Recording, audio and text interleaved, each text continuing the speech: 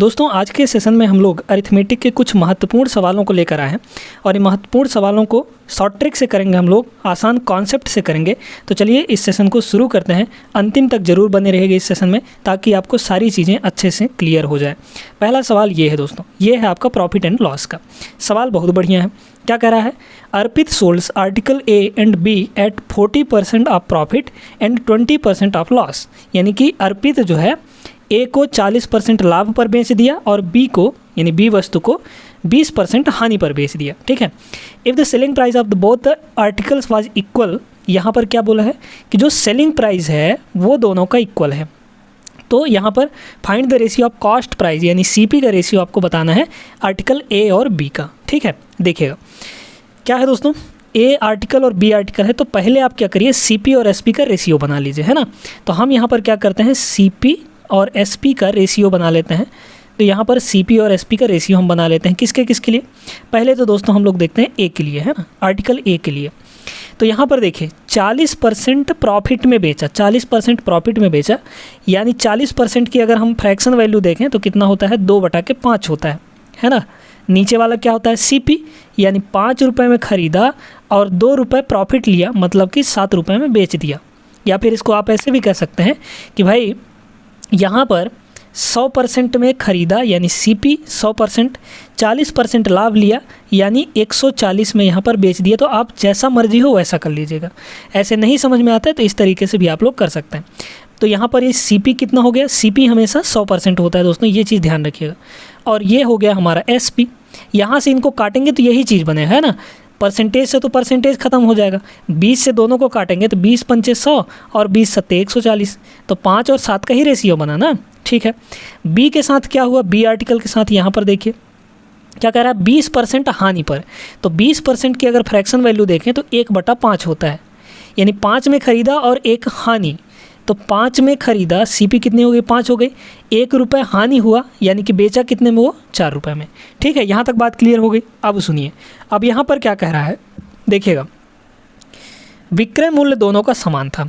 तो सीपी यहाँ पर दोनों को बराबर कर लीजिए। तो सीपी हम लोग बराबर कैसे करेंगे, देखिए यहाँ पर 4 है, यहाँ पर 7 है, तो हम इसको क्या करते हैं, 4 से गुणा कर देते हैं और इसको हम लोग करते हैं 7 से गुणा। तो ये भी 28 बन जाएगा, ये भी 28 बन जाएगा, यानी एसपी हमारा जो सेलिंग प्राइस है वो इक्वल हो जाएगा। जब यहाँ 4 से गुणा है दोस्तों तो यहाँ भी 4 से हम लोग गुणा करेंगे। जब यहाँ 7 से गुणा है तो हम लोग यहाँ भी 7 से गुणा करेंगे। तो कितना आ जाएगा, ये देखिए सीपी है ना, सीपी पहले का 20 हो गया, यानी 5 × 4, 5 × 4, और दूसरे का कितना हो जाएगा, आर्टिकल बी का 5 × 7 हो जाएगा। इन्हीं दोनों का तो रेशियो बताना था ए बी से, है ना। तो 5 से 5 कैंसिल हो जाएगा, यहाँ पर 4 रेशियो 7 आ जाएगा आपका। ऑप्शन नंबर डी यहाँ पर बिल्कुल सही जवाब रहा साथियों। उम्मीद करते हैं कि क्लियर हो गया होगा आपको। बहुत ही शानदार सवाल यहाँ पर हम आपको बताएं हैं। आगे चलते हैं अगले सवाल में। अगला सवाल यहाँ पर देखिए दोस्तों, ये सवाल है आपका एज से रिलेटेड, है ना। क्या कह रहा है, ratio of the present ages of Ritu and Ankur is 5:9, है ना। तो ऋतु और अंकुर का जो प्रेजेंट एज का रेशियो है, ऋतु और अंकुर का, वो 5 और 9 का है। तो ऋतु का एज हम लोग मान सकते हैं 5x और अंकुर का एज कितना हो जाएगा, 9x हम लोग मान सकते हैं। आगे कह रहा है if the difference between the age of, difference आपको देखना है ना, एज ऑफ ऋतु 5 years एगो, 5 years एगो, है ना, 5 years पहले। तो 5 साल पहले ऋतु की एज कितनी हो जाएगी, 5 साल पहले ऋतु की एज हो जाएगी 5x - 5 end of Ankur 5 years hence, यानी अंकुर का 5 साल बाद। तो अंकुर का 5 साल बाद कितना हो जाएगा, यहाँ पर बताइए तो 9x + का 5 हो जाएगा। इन दोनों के बीच का जो डिफरेंस है वो कितना कह रहा है, 30 के बराबर है ना, इक्वल टू 30 के बराबर। तो पहले इन दोनों के बीच का डिफरेंस निकाल लीजिए। तो डिफरेंस निकालेंगे मतलब 9x बड़ा है ये इसमें, तो इसको घटाइए ना, ये घटेगा और ये माइनस होगा। तो 9x में से 5x गया, यानी कि ये हो जाएगा 4x, और ये हो जाएगा आपका कितना, 5 + 5, है ना। तो ये हो जाएगा आपका 10, यानी x की वैल्यू यहाँ से कितनी आ गई, देख लीजिए 30 - 10 यानी कि 20, 20/4 मतलब 5 हो जाएगा। तो x की वैल्यू 5 है। आपको बोला क्या है, अंकुर की वर्तमान आयु। तो अंकुर की वर्तमान आयु यहाँ पर x की वैल्यू रख दीजिए। तो 9 × 5 यानी कि ये हो जाएगा 45। तो 45 ईयर, ऑप्शन नंबर सी यहाँ पर आपका सही आंसर हो जाएगा। दोस्तों समझ में आ गई होगी, एकदम आसान सा सवाल था और तरीके से हमने आपको समझा दिया। आगे चलते हैं अगले सवाल में। अगला सवाल ये रहा दोस्तों, बहुत ही ज़बरदस्त सवाल है। देखिएगा, कह रहा है यहाँ पर कि इन 2010 2500 पेन का यहाँ पर प्रोडक्शन हुआ बाई अ कंपनी, ठीक है। तो यहाँ पर 2010 में क्या हुआ कि एक कंपनी ने 2500 पेन बनाया, है ना। कितना पेन बनाया यहाँ पर? 2500 पेन। फिर कह रहा है production of pens in 2011 and 2012 increased by 20% and 40% with respect to 2010 and 2011। मतलब ये हुआ कि यहाँ पर 2010 से जब 2011 में गए, है ना, तो आपका कितना परसेंट का यहाँ पर इंक्रीमेंट हुआ? इंक्रीज प्रोडक्शन में इंक्रीज कितना हुआ? 20% का। यानी यहाँ पर दोस्तों आपका 20% का इंक्रीमेंट हुआ, है ना, 20% बढ़ गया ये। फिर कह रहा है कि यहाँ पर जब 2011 से 2012 में गए, 2012 में तब क्या हुआ? यहाँ पर जो भी आया उसमें आपको 40% इंक्रीमेंट देखने को मिला, है ना। 20% और 40% की इंक्रीमेंट हो गए। तो यहाँ पर आपको सक्सेसिव दिख रहा है, ठीक है, सक्सेसिव यहाँ पर इंक्रीमेंट हो रहा है। तो कह रहा है आपको चलिए तो पहले इसका सक्सेसिव हम लोग निकाल लेते हैं कि टोटल कितना होगा। तो 20% और 40% का जब हम सक्सेसिव निकालेंगे तो कैसे निकालेंगे यहाँ पर देखिएगा। तो यहाँ पर दोस्तों 20% है ना, 20% का मतलब क्या हो गया? यहाँ पर 20% इंक्रीमेंट है ना, तो 20% इंक्रीमेंट का 20% का वैल्यू कितना होता है? 1/5 यानी 5 से 6 हो गया, ठीक है। फिर 40% मतलब होता है 2/5 यानी कि 5 से 7 हो गया, है ना। ऐसे कह सकते हैं आप लोग। यहाँ पर लगा दीजिए तो 5 × 5 ये हो जाएगा आपका 25 और यहाँ पर ये हो जाएगा आपका कितना? 6 × 7 = 42 यानी 25 से 42 का इंक्रीमेंट हुआ। शुरू में कितना है दोस्तों? 2500, है ना, प्रोडक्शन 2500 पेन का है, यानी 25 की वैल्यू 2500 है तो 42 की वैल्यू कितनी हो जाएगी? 4200 हो जाएगी। यानी यहाँ पर लास्ट में 2012 में कितना प्रोडक्शन हुआ? तो 4200 प्रोडक्शन हुआ यहाँ पर, है ना। यहाँ पर 4200 पेन की प्रोडक्शन हुई, ठीक है भाई। यहाँ पर देखिए ना, स्टार्टिंग में कितना है? 2500। तो 25 यूनिट की वैल्यू 2500 है, मतलब 1 यूनिट की वैल्यू 100, तो 42 यूनिट की वैल्यू कितनी हो जाएगी? 4200 हो जाएगी। तो 2012 में कितना प्रोडक्शन हुआ? 4200 पेन की प्रोडक्शन हुई। अब आगे कह रहा है इन 2012 देखिए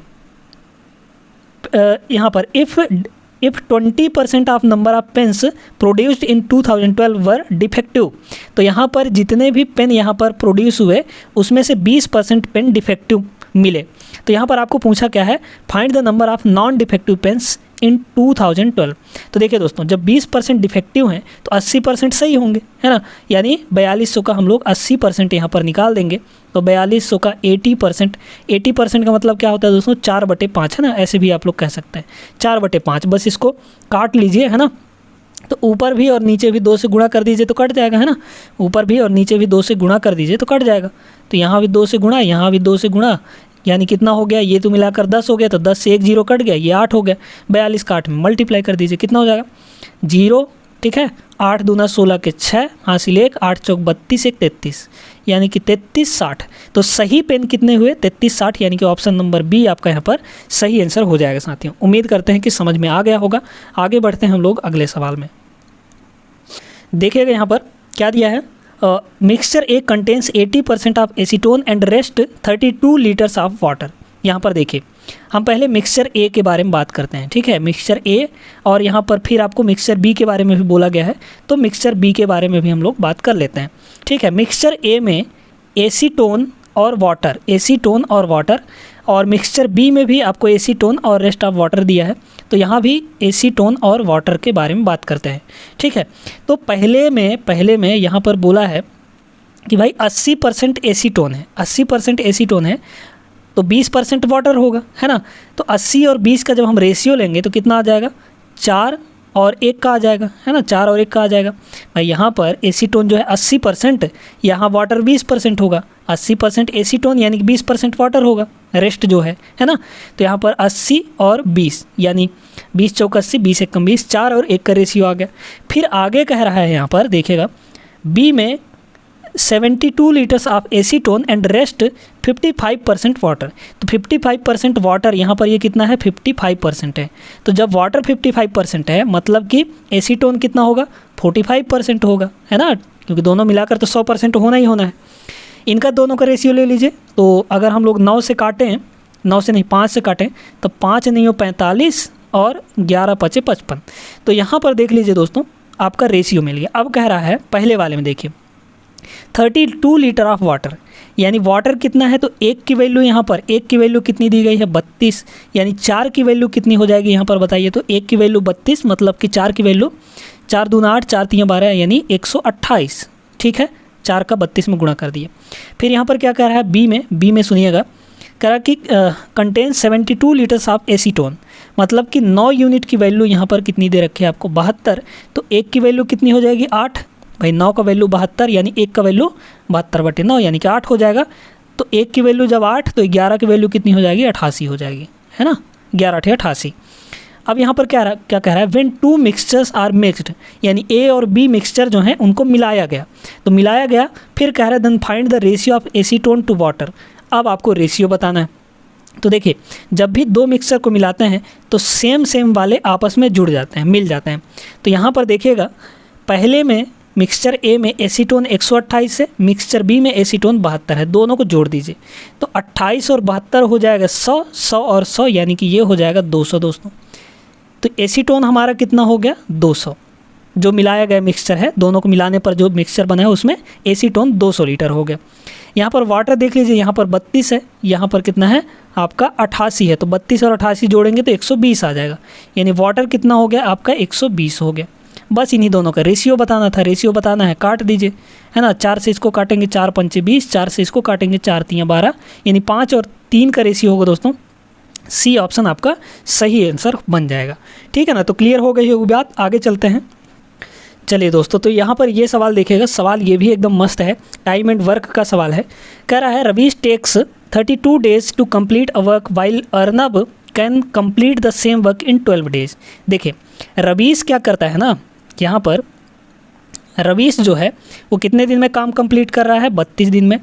और अर्नब क्या काम कर रहा है यहाँ पर, अर्नब उसी काम को अच्छा यहाँ पर क्या बोला है, same work in 12 days less than Ravish, है ना।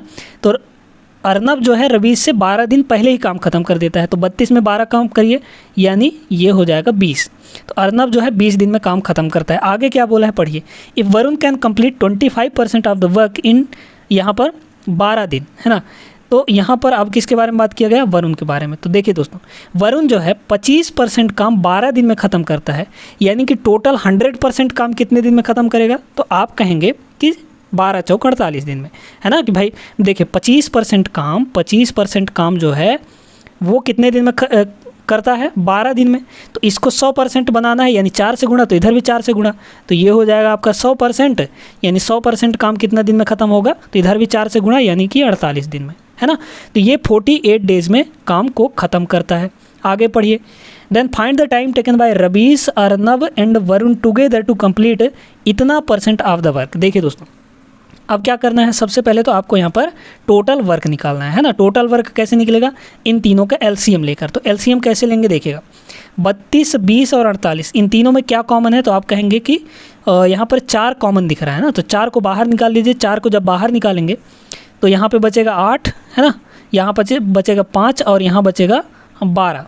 तो 5 8 और 12 का जब हम लोग एलसीएम लेंगे तो कितना हो जाएगा, ये आपको हो जाएगा 12 चौक 48, 8 छंग 48, यानी 48 और 5। तो 48 और 5 का जब एलसीएम लेंगे हम लोग तो कितना हो जाएगा, यहाँ पर 48 और 5, है ना। तो ऐसा कर लीजिए 48 गुरे 5, या फिर ऐसा कर सकते हैं क्या कि 120 अगर हम ले लें तो 120 जो है तीनों से कट जाएगा, 8 से भी कट जाएगा, 5 से भी कट जाएगा, 12 से, यानी 120 यहाँ पर और ले लीजिए।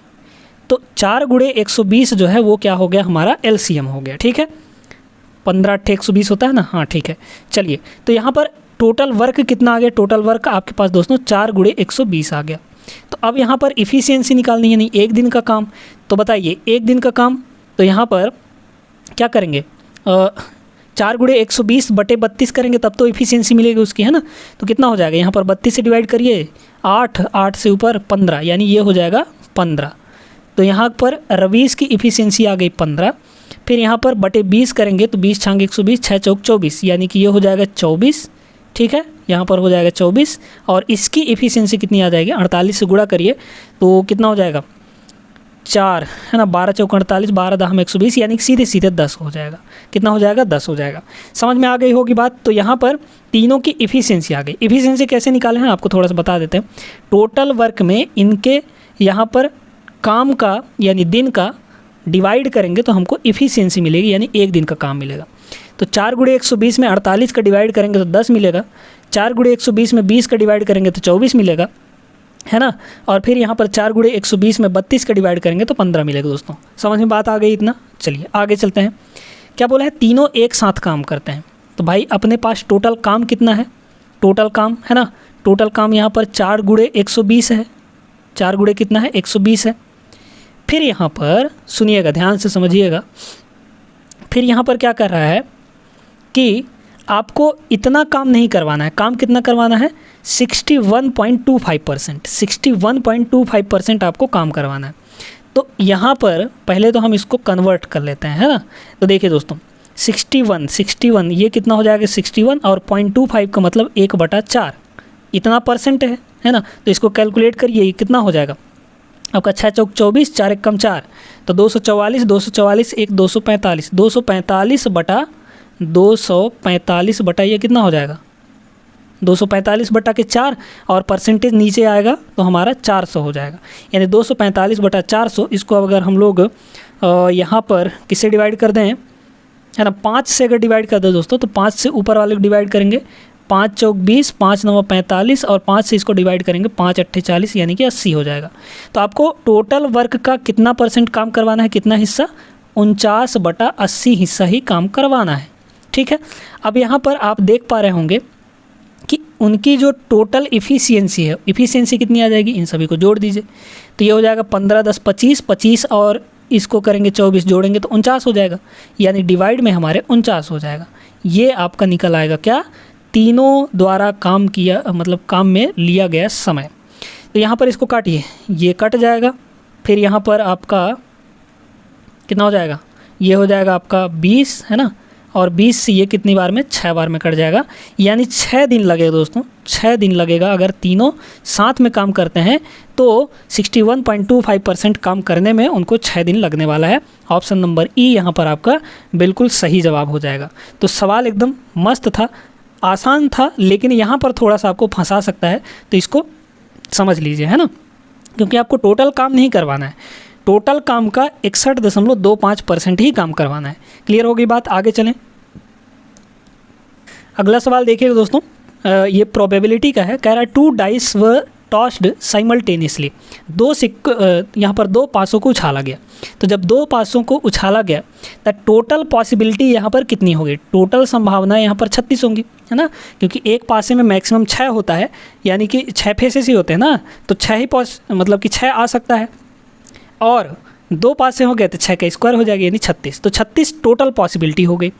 आगे कह रहा है find the probability that the sum of the numbers obtained on the 2 dice is a prime number. देखिए दोस्तों कि जब भी हम 2 पासों को एक साथ उछालें तो जो ऊपर नंबर आए उन दोनों का सम कोई प्राइम नंबर होना चाहिए।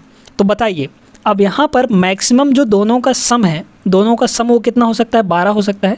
भाई अगर पहले वाले में भी ऊपर 6 आया और ऊपर वाले में भी मतलब दूसरे वाले में भी ऊपर 6 आया, तो दोनों का सम जो अधिकतम हो सकता है वो कितना हो सकता है, 12 हो सकता है, क्योंकि इसमें भी अधिकतम 6 तक ही होता है ना, क्योंकि पासे में 6 तक ही होता है, यहाँ भी 6, तो 6 और 6, यानी कि ऊपर हमारा अधिकतम 12 आ सकता है, दोनों का योग। तो 12 तक में देखिए कि कितने यहाँ पर प्राइम नंबर होते हैं। तो कितने प्राइम नंबर हो जाएंगे दोस्तों, बताइए, तो 12 तक में, है ना।